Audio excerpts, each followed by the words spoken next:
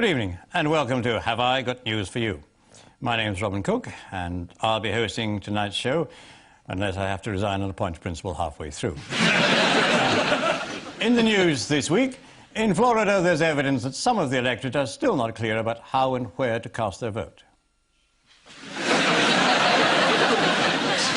Estate agents admit they may have misled clients with the details on a three-bedroom family home in Knightsbridge.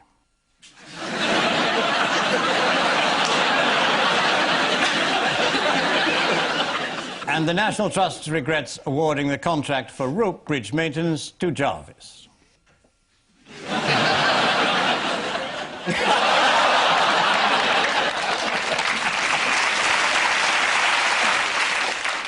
On Ian Hislop's team is an American humorist and travel writer who has made a career out of travelling to far-flung exotic countries and upsetting locals with his unguarded remarks. He should have a go at being Foreign Secretary. Please welcome P.J. O'Rourke.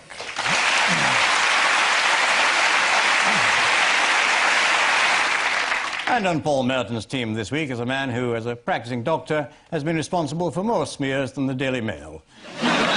Please welcome Dr. Phil Hammond. Thank you. And we start, not surprisingly, with round one. Ian and PJ, what is this all about? Who's that? One of his brothers. You've just seen the entire black support for the Bush campaign on screen. Next week is the American election, and this week is the last week of campaigning. What are the big issues this week? Whether I'll win. Each candidate says that's pretty much the biggest issue. And last time they just about both managed it too. Didn't they just? Yeah. Actually, we know who's going to win. We can predict with accuracy, I think, that about 20,000 lawyers are going to win. You know, in the last 140 years in your country, there's only been 2 presidential elections in which the shorter candidate won. Right. Yeah, and John Kerry. John Kerry is a very tall man. I rest my case. He's a tall man. Is that the level of analysis that the Foreign Office papers had? Is this not because George Bush is standing in a hole that he's still digging? Yeah. I think we're missing the big picture here. With the big picture. This week's big issue was the hair vote. Kerry has boasted, we've got better vision, better ideas, and we've got better hair, to which wife replied, there goes the bald vote.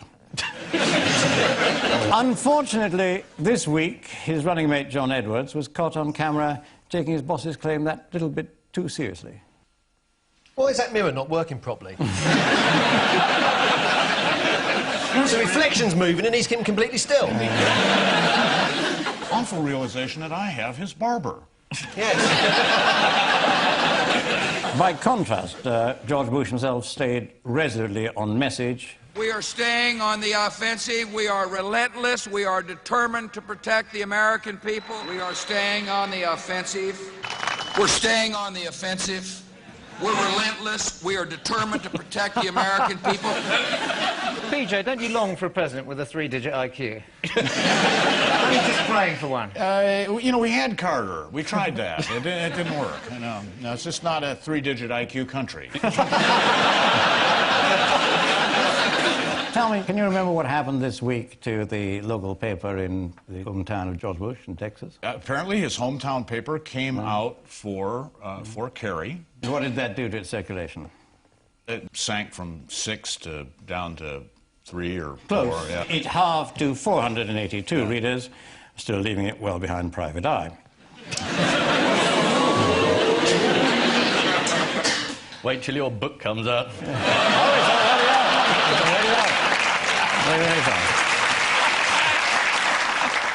Did you see the Guardian's helpful contribution to the election campaign? Oh, did I indeed? Yeah. Yes, it was, we told you to bugger off in 1776. Yeah. We meant it then. We mean it now. Yes, the Guardian urged readers to write to undecided voters in key swing areas such as Clark County, Ohio, and they got back a warm response, as you would expect from our American allies. I don't give a rat's ass if our election is going to have an effect on your worthless little life. If you want to have a meaningful election in your crappy little island full of shitty food and yellow teeth, then maybe you shouldn't sell your sovereignty out to Brussels. Dipshit. P.S. Brush your goddamn teeth, you filthy animal. Are our teeth worse, Dr. Hammond? It's due to the lack of dentists, thanks to our fabulous new Labour government.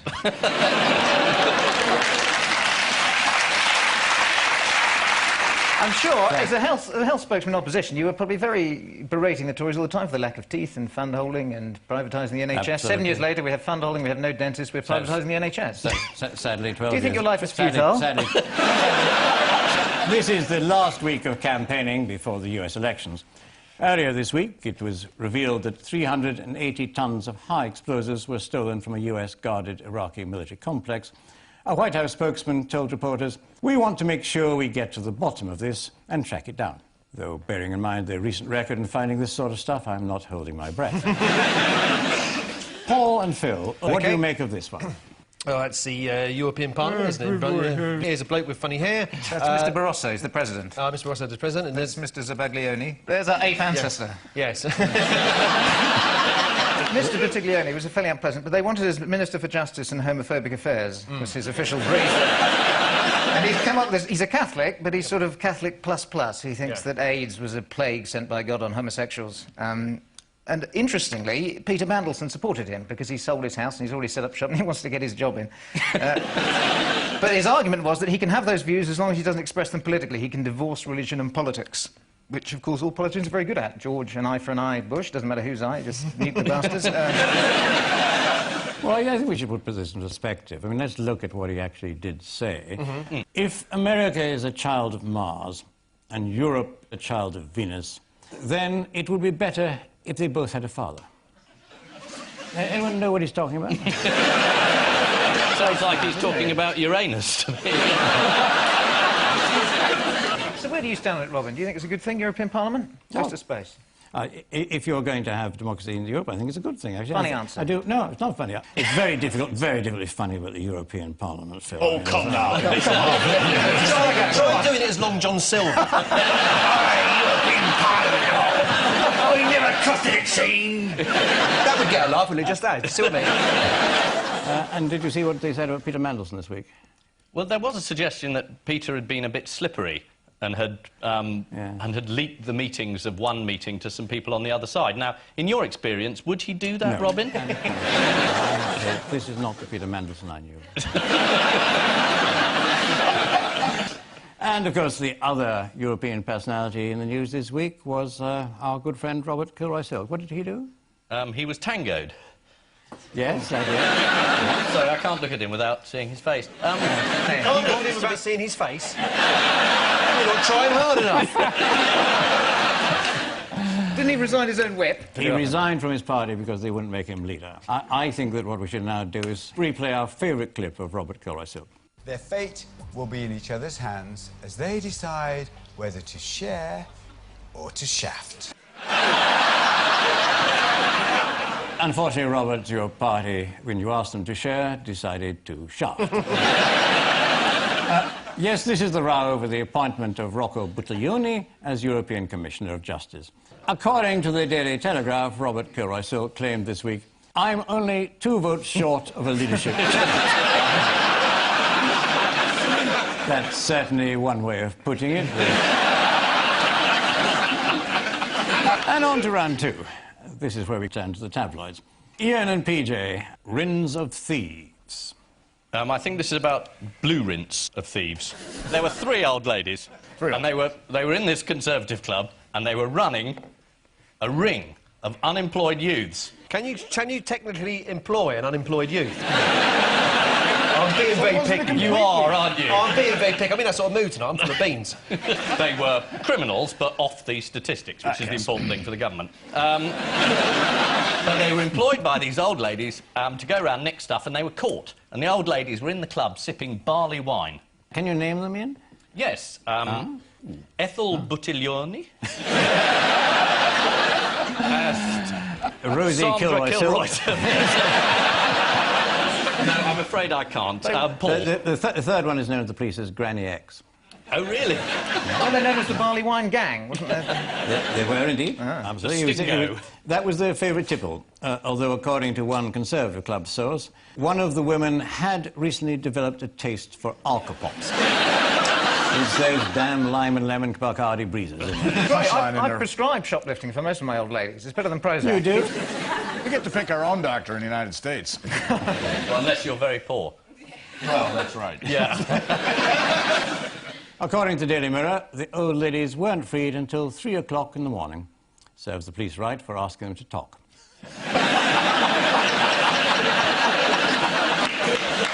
Paul and Phil, devil worship.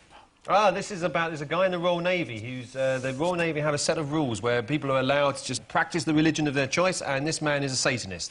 He's just in the corner with a DVD of Rosemary's Baby and a can of peeled plum tomatoes. And that's it. But he said if he gets killed, he doesn't want a Christian burial. He's got to have a satanic burial. That's right. But it's bloody confusing as a doctor now, because people have all these advanced directives and special wishes, and you're sitting there with the devil worshipper, and you're doing the old 15 to 2, and it's sort of lignocaine, adrenaline, cockerel. It's bloody confusing. What's 15 to 2? What's that? Oh, that's 15 chest compressions to 2 breaths. Oh, right. I was thinking of 15 to 1. That's completely different. But it's slightly odd, isn't it? Because he's in the Royal Navy, whose head is the Queen, who's the head of the Church of England. Yeah. Yet it's not a problem for him to be a Satanist. What happens in the Royal Navy if you worship women and whiskey? You're at home. Oh, I see. But again, I mean... do they bring you some? You want to say something again? Yes, no, I'm very keen to say something, Robin. It's about the role of women in Satanism. And I think they get a pretty bad deal. And he believes think they should stay home and take care of the two-headed goat thing. Yeah. Did you see about the role of dead mackerel in Satanism? There's a magic ritual you can only perform with a dead mackerel down your trousers. Yes. I suppose in the Navy it'll be easier to come by a dead mackerel than any other walks of life. No shortage of volunteers to put it there, I'm sure. But not everybody in the Royal Navy has been pleased with the development. Admiral Sir Sandy Woodward, who commanded British force in the Falklands, said, "Good God, what the hell's the matter?" There's a subliminal message in there somewhere. And Mr. leading hand Cranmer himself was, of course, very pleased to be allowed to practice rituals. He has observed, "I didn't want to feel I couldn't get out my satanic Bible and relax in my bunk." It's a satanic Bible. I suppose it's a Bible from the devil's point of view, is it? Disguise myself as a snake today, did a bit of good business in the Garden of Eden. Met 2 real mugs. Is that what it's like, Robin? You're not a Satanist, are you? Go on, say me? yes, go on. Be in tomorrow's papers. Have you given up aspirations to get back in the cabinet? Absolutely. Really? Oh, yes, I'd rather join the Royal Navy, especially now. This is the news that naval technician Chris Cranmer has been given permission to practice Satanism aboard ship. Speaking to the press this week, his mother said proudly, he does not have an evil bone in his body. No, they're all in a blood-stained biscuit tin under his bunk.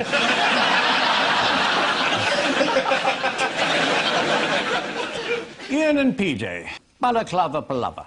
150th anniversary. Oh, well done for an American. Charge Very of good, the very Light fast. Brigade. According to some historians, the charge of the Light Brigade wasn't an appalling military blunder. It was a calculated exercise. And not that many people died, and lots of them turned up the next day, and the horses rode through, and Iraq's going to be free and fair. And, of course, PJ, I know you're not fond of the French, but we did have the French on our side in that one. We had them on our side in World War II, and a fat lot of good it did us. This is a topical news quiz, isn't it? Moving into this century, which member of our royal family was there this week? I don't know, pick one of them. Prince Philip. Prince Philip. And how did he show his sympathy for those who were casualties in the battle? Black eye. Absolutely right. There's Prince Philip with the black eye. Periorbital hematoma. Thank you for that. I don't know Phil. all his family names, but I'm sure that's one of them. And according to the palace, what caused that injury? He offended some Cossacks. He poked himself in the eye in the bath.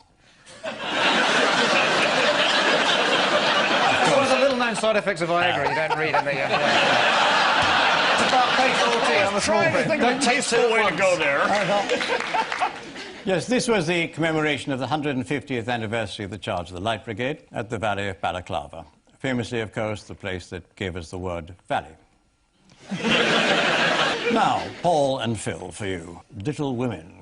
They've discovered the skeleton of a previously unsuspected branch of the human species. It's 3-foot little people that used to live somewhere in the jungle. And apparently With the pot of gold at the end of the rainbow. Yeah, I think it was. And apparently also they had little tiny elephants. Right. You could just take out the pub. Look, that's a little elephant. They squeeze water at people. It'd be great to have an elephant that was that big, wouldn't it? Anyway, these people... They're short and squat, they've got brains the size of a grapefruit and an impressive weapons collection. Who does that remind me of? Well, let's have a look at Hobbit Man. The theory is that the hobbits died out because the small pygmy elephants died out first, but if we take this photograph from The Guardian, it is quite possible that they died of asphyxiation as well. I'm not sure I know what I'm looking at here. I think that does you That's the credit, natal Paul, cleft, actually. just above the head there. Oh, I see. But why is he hiding there? Didn't they have caves? It's the stuff of Mr. Buttiglione's nightmare. The newly discovered human ancestors date back about 13,000 years, and according to anthropologists, they formed small groups, learned to use primitive tools, and could even construct a basic raft. Amazing to think that even way back then, they still had management training courses. Describing the newly discovered human ancestors, the Telegraph called them Homo floresiensis, a hominid evolving from the Homo erectus group whose DNA may not be the modern human genome, while the Daily Mirror called them little fellas.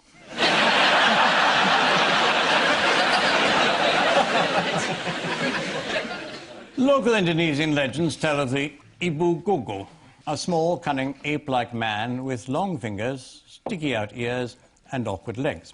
Ibu Gogo roughly translates as he who is Paul Daniels. Which means at the end of this round, it's 6-all.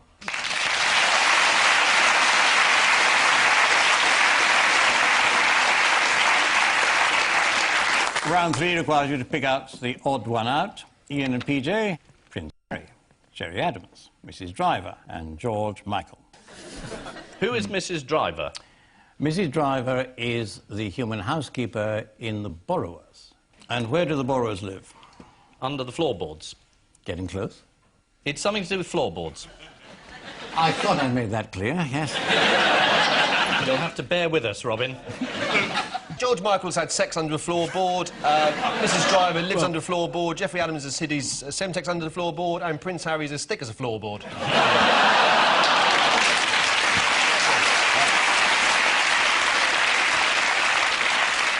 Oh, I know. Give it? Yes, Prince Harry, when they did his room in Eton, they found something under the floorboard. Yes. I can't remember what it was. As a borrower. It was his own personal pygmy butler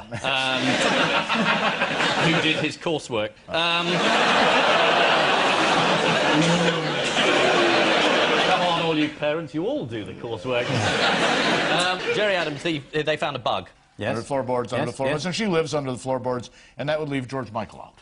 George Michael, under his floorboards, actually had a fan who had lived there for 4 days.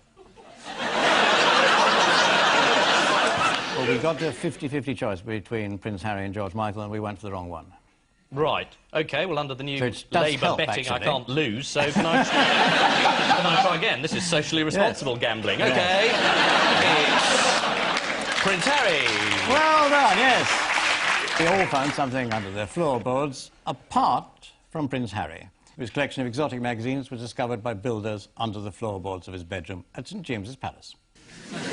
It's not the first time an unwanted person has been found loitering wherever George Michael goes. When he was in Wham, there was Andrew Ridgeley. Did you write that joke yourself, Robin? Paul and Phil, your four are Oprah Winfrey, Tommy Cooper, Bob Dole, and Fidel Castro. Well, I think probably Fidel Castro is the clue here, because he fell over last week, didn't he, on stage, and broke an arm and a leg, I think, both belonging to him.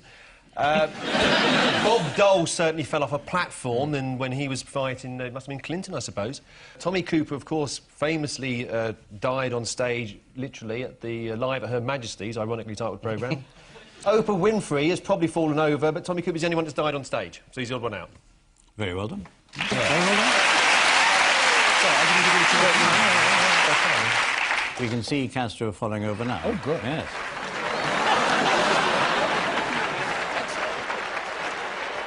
Do you know if you fall over, you've got a 30% chance of falling over again in the next 6 months, breaking your femur and dying? It's really dangerous. Well, if you fall over, you're likely to fall over again. It's really dangerous, yeah, especially if you're old. Because now, thanks to New Neighbour's tough guidelines, we treat everyone with high blood pressure really, really aggressively, even if they're 86. And they take all these drugs and it lowers their blood pressure and they fall over and break a hip and die. So they've got perfect blood pressure, but they're all dead. So when people fall over and die the first time, should they be given a mattress that they tie around them? So when it just bends back up again?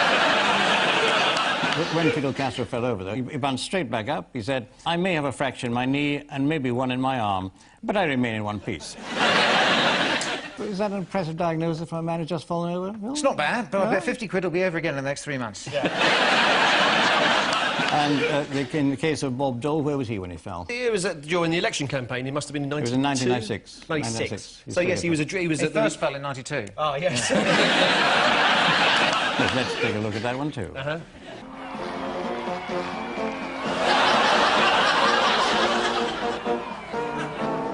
Yes, the answer is that they've all tripped and fallen off stage, apart from Tommy Cooper. According to one biography, to this day, Tommy Cooper's catchphrases still make people laugh. As in, Iraq can launch weapons of mass destruction just like that.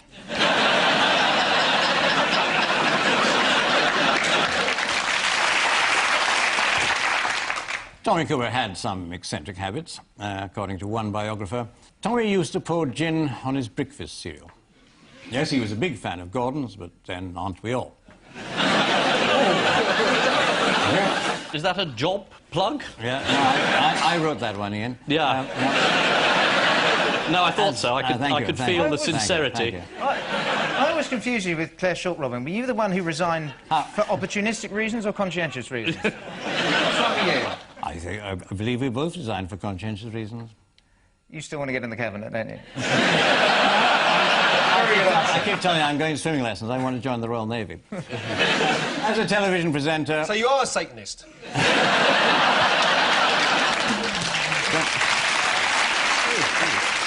As a television presenter, opera is estimated to earn over £90 million per year. Nice work if you can get it, but as an MP, I couldn't consider it before knowing more about the expenses package. We finish, as always, on the missing words round. This week's guest publication, the Tightwad Gazette. It'll set you back £1.50, or you could just get someone to photocopy it for you. Here we go. To save money, use what as a salad spinner? Now, I've got the answer. Presidential campaign strategists. Spin anything. Is it a washing machine?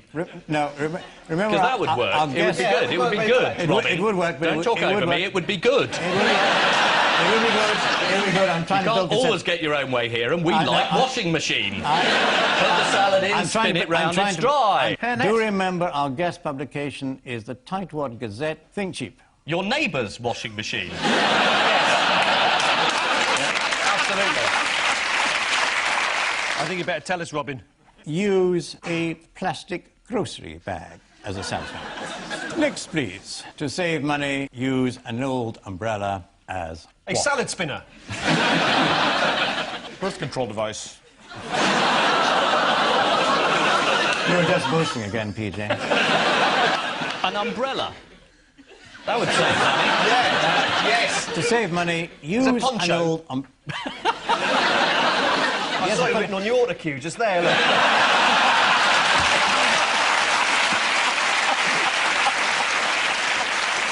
To save money, use an old umbrella as a poncho for a small child. Sending your child out in an old umbrella will save you a lot of money, as they'll get taken into care and you won't have to pay for them anymore. Next, please. One what? There's only one what? Yes, this is a football chant. Yes. It's one Boris Johnson, there's only one Boris Johnson. Is it Millwall sang this? Millwall sang it to the Liverpool fans. Yeah, deliberately trying to rile them with a mention of Boris Johnson. And there was a riot. You're not suggesting the riot was provoked by this shout of there's only one Boris Johnson, surely? No, I think even the mention of Boris Johnson nowadays is a public order offence. The answer is there's only one Boris Johnson. You've got to sing it, though, Robin. I've already been mistaken in this programme as Satanist. I don't want to be mistaken for a Millwall fan.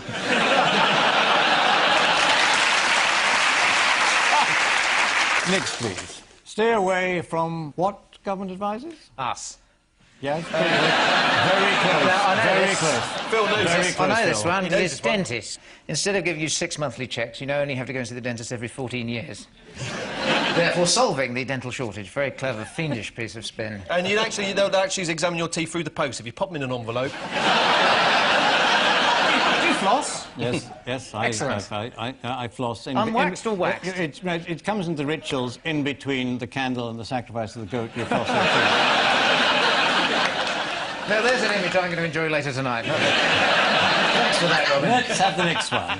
And the voodoo doll shaped like Tony Blair. Since you got the pins, his heart's got terrible, hasn't it? And finally, Jesus tops list of what? This is black icons, Well done. isn't it? There was a list yes. of... Was that in the teleprompt? No, that wasn't. No, I saw the story. There was... In the Telegraph. The editor of some particular magazine has polled a lot of people because there's a lot of suggestion that Jesus might have had sort of dark skin, so he's been sort of put... And he came up with quite a good quote, I think. He said, well, of course Jesus was black. He called everybody brother, he liked gospel, and he couldn't get a fair trial. Which I thought...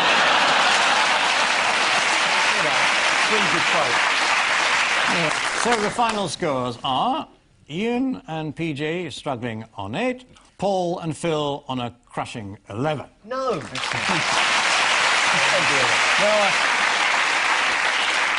And I leave you with news that in Westminster, there are suspicions that the government has been soliciting more donations from Bernie Ecclestone. After 380 tons of weapons go missing in Iraq, security cameras capture the thieves in the act. And in the United States, George Bush generously funds 3 private nurses to help Bill Clinton recover from his heart attack.